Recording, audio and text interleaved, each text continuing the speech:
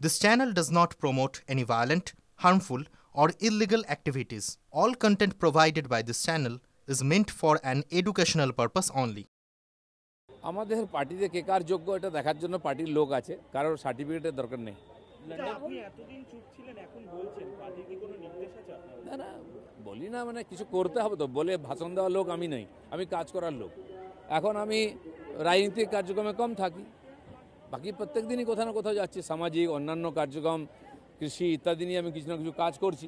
পার্টিতে যারা নতুন নেতৃত্বে এসেছেন তারা এখন পার্টিকে নেতৃত্ব দিচ্ছেন, পার্টি যে নির্দেশ দেবে সেটা করি। আরএসএস কি আপনাকে সক্রিয় হতে বলেছে?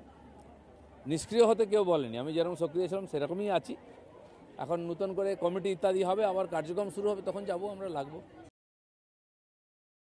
জানি না, সংখ্যালঘু তো খেলা খেলছে, তাই তাদের হাতে পায়ে পড়ে জেতার চেষ্টা করছে। একদিন কংগ্রেস করতো, তারপর সিপিএম করেছিল, এখন টিএমসি করছে। তারা খেলেন সবসময়, তাদের খেলাতে এরা বড়ে মাত্র, আর কিছু নাই সব রাজনীতি পার্টিগুলো।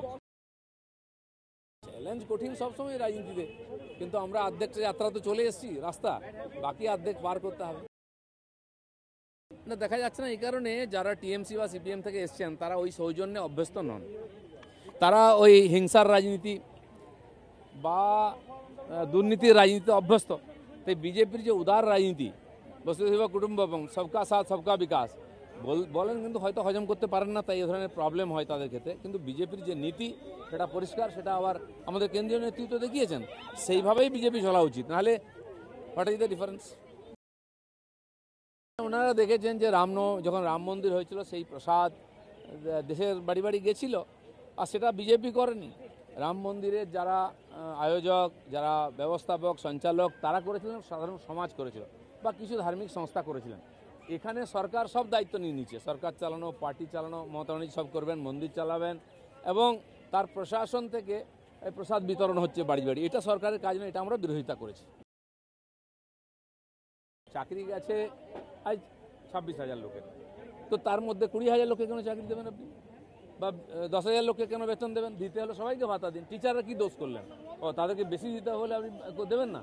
এই যে বিভাজন, এই যে বিভেদ, এটা ঠিক নয়। আর কিসের আধারে উনি দিচ্ছেন? সরকার তো কোর্ট তো মানা করে, তারা চাকরিই নেই, তারা বেতন পাবে কী করে? তো সেই জন্য এই পুরো ব্যাপারটাই বেআইনি ছিল, প্রতিবাদ হয়েছে, কোর্ট ঠিকঠাক রায় দিয়েছেন। আমি জানি না কিসের গোষ্ঠীদ্বন্দ্ব, কই গুলি চলেছে আমাদের পার্টি অফিসে, না দরজা ভেঙেছে কেউ? যান টিএমসিতে, গুলি গোলা, মার পিট, কর্মীকেই মেরে দিচ্ছে, কাউন্সিলর এমএলএকে খুন করছে, বাড়ির লোক বলছে টিএমসির লোকই খুন করেছে। আর এখন তো বাইরের থেকে যারা আসছে ব্যবসায়ী, ত্রিপুরার ব্যবসায়ীকে কাউন্সিলর তুলে নিয়ে আটকে রেখেছে, লাখ লাখ টাকা দাও, নাহলে ছাড়বো না। সেদিন তো মহারাষ্ট্র না কোথা থেকে এক ব্যবসায়ী এসছে, তাকে তুলে নিয়ে গেছে কাউন্সিলর। সমাজ বিরোধীরা যদি পার্টির নেতা হয়, যা হবার সেটা আজকে পশ্চিমবঙ্গে হচ্ছে, টিএমসি করে দেখা। আমাদের পার্টিতে কে কার যোগ্য এটা দেখার জন্য পার্টির লোক আছে, কারোর সার্টিফিকেটের দরকার নেই। আপনি এতদিন চুপ ছিলেন, এখন বলছেন পার্টির কি কোনো নির্দেশ আছে আপনার? না না, বলি না, মানে কিছু করতে হবে তো, বলে ভাষণ দেওয়ার লোক আমি নই, আমি কাজ করার লোক।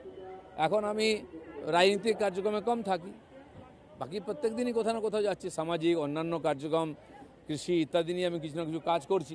পার্টিতে যারা নতুন নেতৃত্বে এসেছেন তারা এখন পার্টিকে নেতৃত্ব দিচ্ছেন, পার্টি যে নির্দেশ দেবে সেটা করি। আরএসএস কি আপনাকে সক্রিয় হতে বলেছে? নিষ্ক্রিয় হতে কেউ বলেনি, আমি যেরকম সক্রিয় ছিলাম সেরকমই আছি। এখন নতুন করে কমিটি ইত্যাদি হবে, আবার কার্যক্রম শুরু হবে, তখন যাব, আমরা লাগবো। চেনা দিলীপ ঘোষই আছে, যখন দরকার হবে তখন পাবেন।